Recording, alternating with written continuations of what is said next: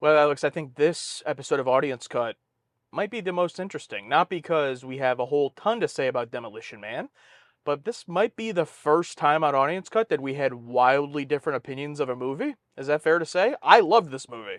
That is very fair to say because I cannot care for this movie any more than I already do, and that amount I do is not that much at all.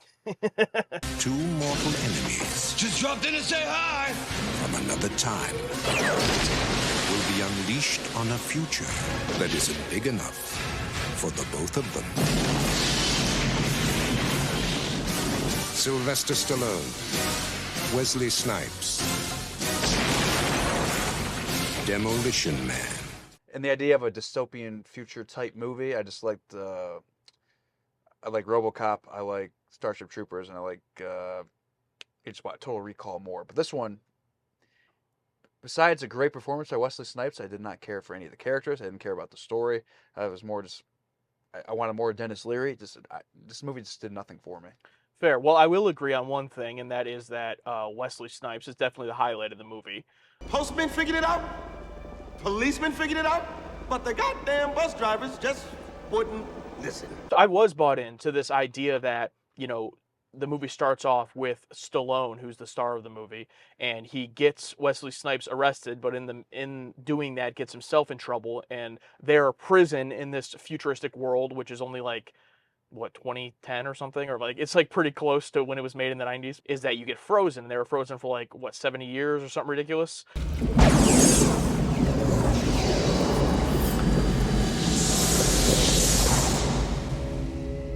The whole point being that now both of them are brought back in the future, to have this same rivalry, cop and criminal, but now in this future world that they both have to adjust to. I think that's a really fun premise, and I also think Wesley Snipes is amazing.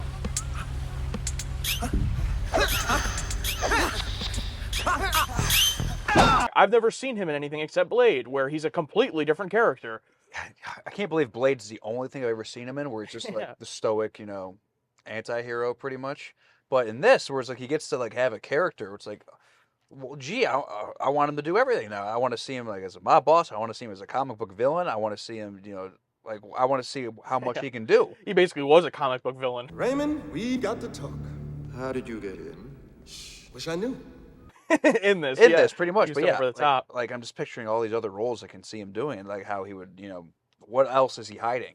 Not Yeah. hiding, but what else does he have to show that I haven't seen? Yeah, I'm definitely going to peruse through his IMDb and see if one, there was anything he was in that I've seen that I just like didn't remember or catch on that it was him, and also what stuff I need to check out because this really impressed me from him. Stallone, I think, just gives like a decent, solid Stallone performance. Like it's good. I tracked that dirtbag for 2 years, and when I finally bring him down, you turn me into an ice cube for my trouble.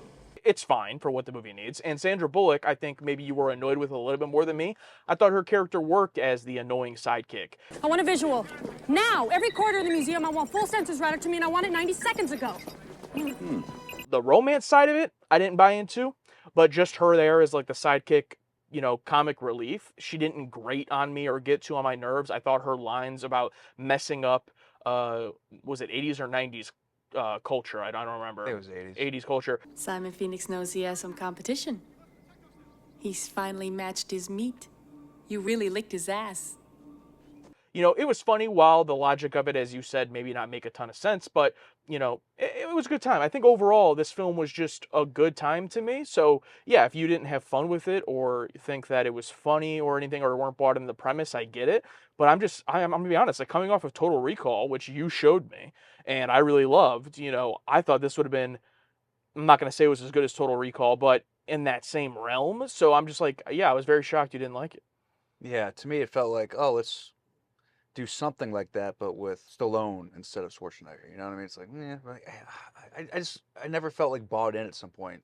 And this is probably one of those things where I'm missing the forest for the trees or whatever, because it's like obviously the whole world's not going to change this big 180 to where everything's like this horrible dystopian future in like 30 years. Like that's obviously not going to happen. And like, so thinking about that really bothered me. But yeah, Sandra Bullock, just her character just drove me nuts. I needed her to switch a bit earlier than she did. Like the way she was the entire movie just drove me nuts, and it was annoying.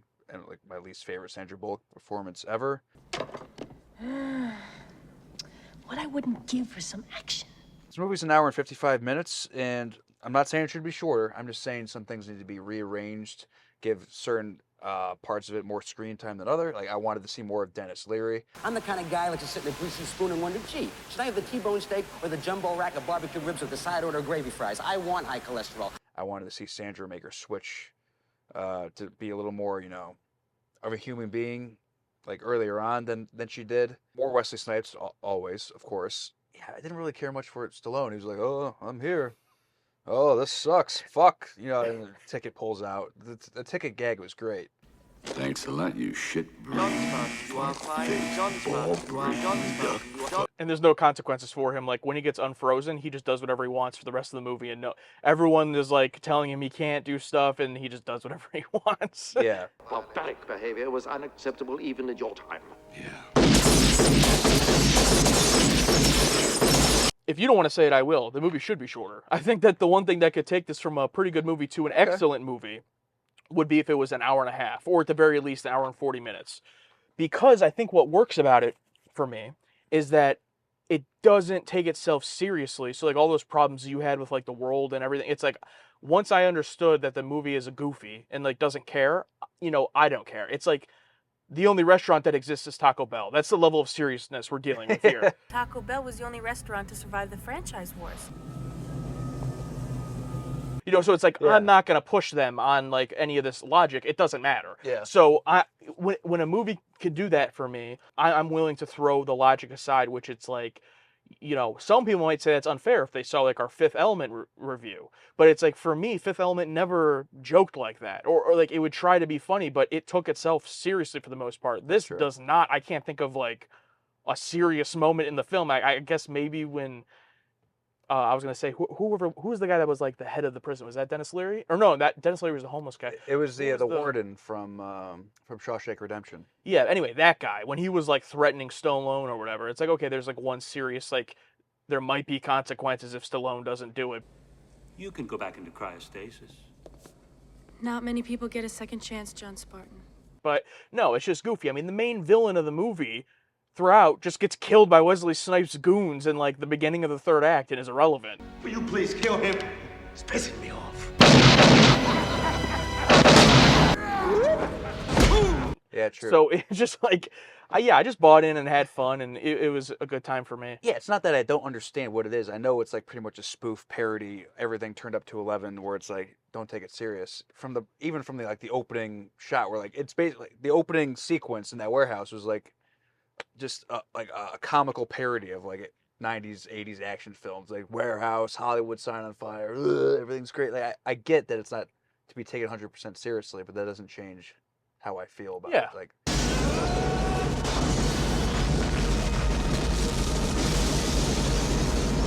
it still didn't work for me. And that can't be an excuse for every movie where it's like, oh, I didn't really like this one. Oh, well, it's not serious. It's like, okay, well, that doesn't... Oh, you didn't understand that's supposed to be as, you know...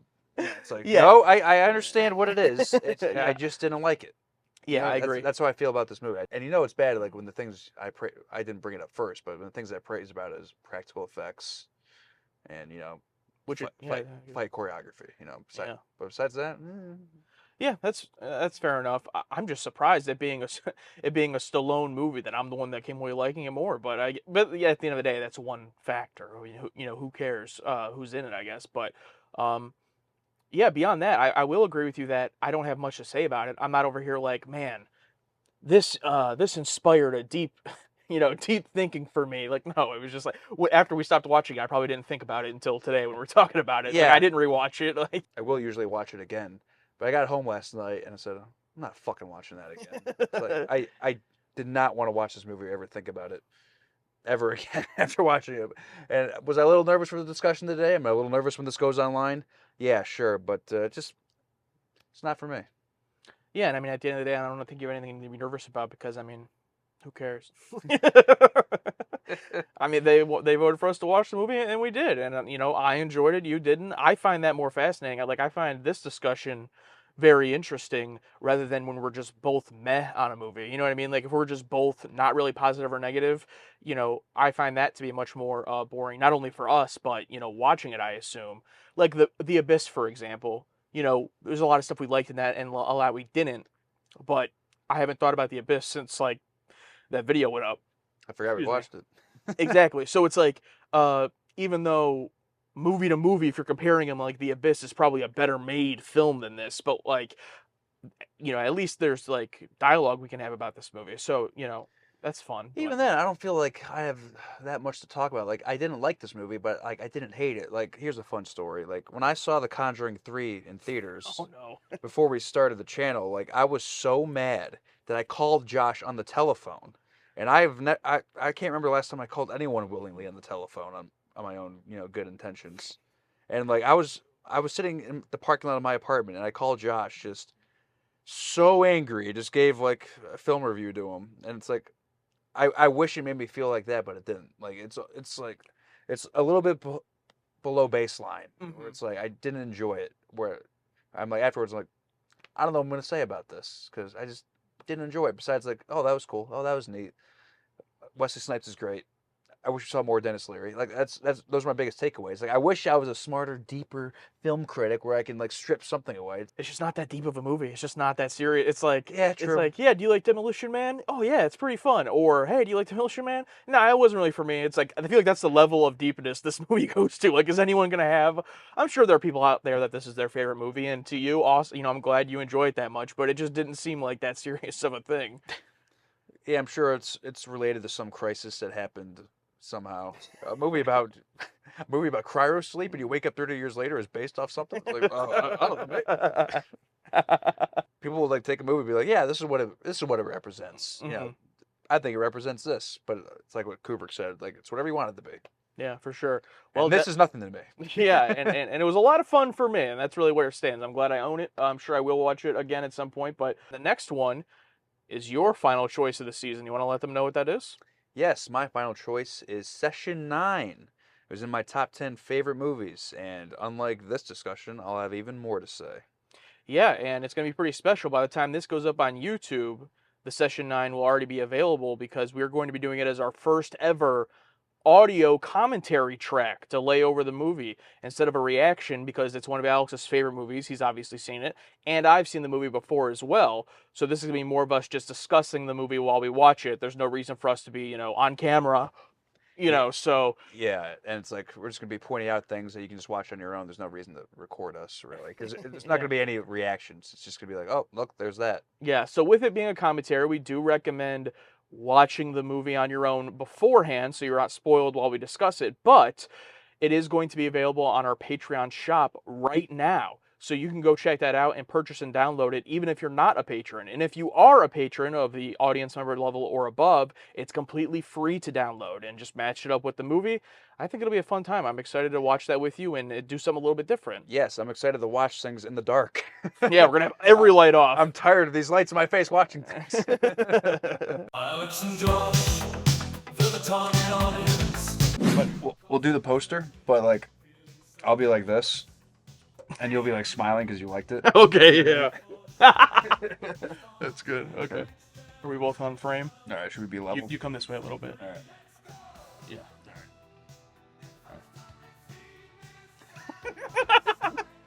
All right.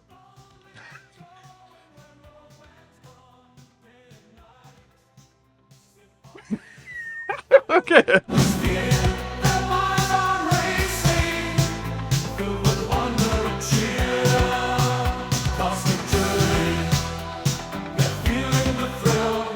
I know that it's directed by... Yeah, one guess. Oh, I actually don't know. Starts with an M. Michael Moore. No, who is it? I don't fucking know, dude.